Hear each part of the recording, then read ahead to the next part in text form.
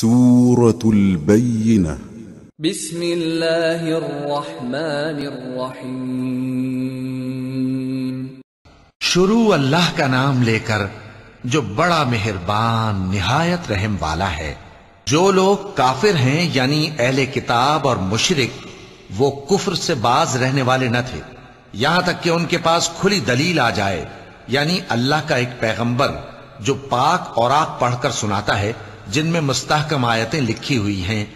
और अहले किताब जो फिरकों में बटे हैं तो दलील वाज़ेह के आने के बाद ही बटे हैं।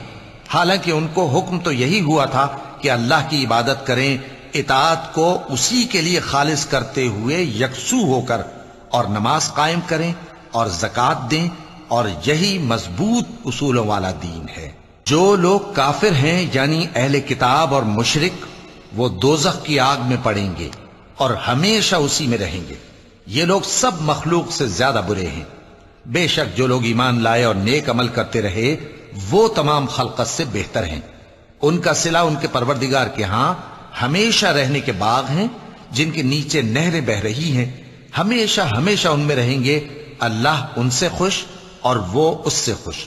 ये सिला उसके लिए है जो अपने परवरदिगार से डरता है। सदक़ल्लाहुल अज़ीम।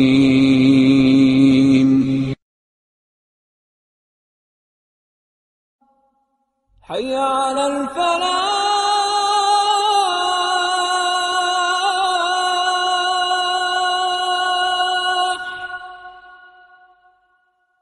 हय्या